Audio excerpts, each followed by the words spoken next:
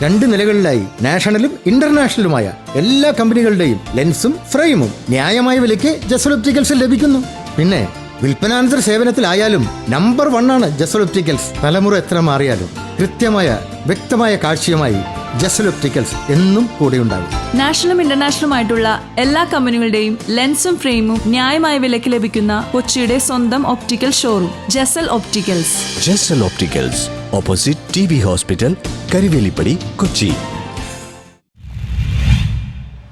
കുട്ടമ്പുഴ പന്തപ്ര ആദിവാസി നഗറിലെ മരംമുറി പ്രശ്നത്തിന് പരിഹാരമാവുന്നു. കോതമംഗലം താലൂക്കിലെ കുട്ടമ്പുഴ പഞ്ചായത്തിലെ പന്തപ്ര ആദിവാസി നഗറിലെ മരംമുറി പ്രശ്നത്തിനാണ് പരിഹാരമാവുന്നത്. മുൻപ് വാര്യം നഗറിൽ നിന്നും സ്ഥലം വിട്ട് പന്തപ്രയിലെത്തിയവർക്ക് 2018 വനാവകാശ രേഖകൾ പ്രകാരം അവകാശങ്ങൾ നൽകി ഓരോ കുടുംബത്തിനും 2 ഏക്കർ ഭൂമി വീതവും പൊതു ആവശ്യങ്ങൾക്കായി 26.8 ഏക്കർ ഭൂമിയും അനുവദിച്ചുകൊണ്ട് സമഗ്ര പുനരധിവാസ പദ്ധതി നടപ്പിലാക്കിയിരുന്നു. ഈ കുടുംബങ്ങൾക്ക് വീടുകൾ, കെട്ടിടങ്ങൾ, റോഡുകൾ എന്നിവ നിർമ്മിക്കുന്നതിനായി കണ്ടെത്തിയ 15 സെന്റ് സ്ഥലത്തെ മുഴുവൻ മരങ്ങളും നേരത്തെ വെട്ടിമാറ്റിയിരുന്നു. ഇതിന്റെ തുടർച്ചയിൽ 67 ഹൗസ് പ്ലോട്ടുകളുടെ സമീപത്തുള്ള 885 എണ്ണം മൃദുമരങ്ങളും മുറിച്ചുമാറ്റിയിരുന്നു. എന്നാൽ ഈ കുടുംബങ്ങൾക്ക് അനുവദിച്ചിട്ടുള്ള 2 ഏക്കറിൽ ശേഷിക്കുന്ന 1 ഏക്കർ 85 സെന്റോളം സ്ഥലത്തെ തേക്ക് മരങ്ങൾ ഉൾപ്പെടെയുള്ള മരങ്ങൾ വെട്ടിമാറ്റാൻ ഇതുവരെ സാധിച്ചിരുന്നില്ല.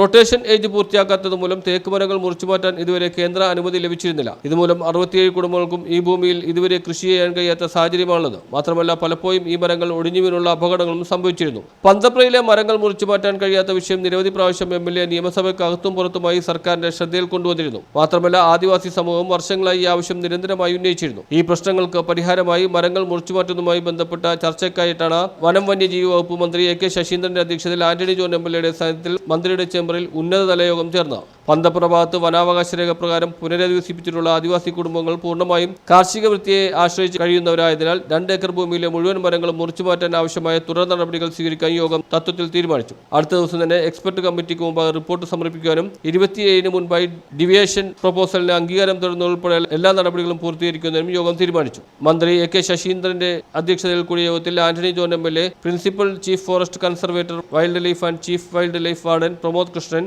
Additional principal chief forest conservator S Justin Mohan, additional principal chief forest conservator P Pugazhendhi, additional principal chief forest conservator G Phanindar Kumar Rao, chief conservator of forest Thrissur R Adalarasan, chief conservator of forest IT and SF Thiruvananthapuram Sanjayan Kumar, Malayattoor divisional forest officer Gura Srinivas, KI Pradeep Kumar, Baiju Krishnan, R Anilkumar, block panchayat member KK Gopi, panchayat അംഗം ബിനേഷ് നാരായണൻ, പന്തപ്ര ഊരുമൂപ്പൻ കുട്ടൻ ഗോപാലൻ എന്നിവരും യോഗത്തിൽ പങ്കെടുത്തു. News bureau, Kothamangalam.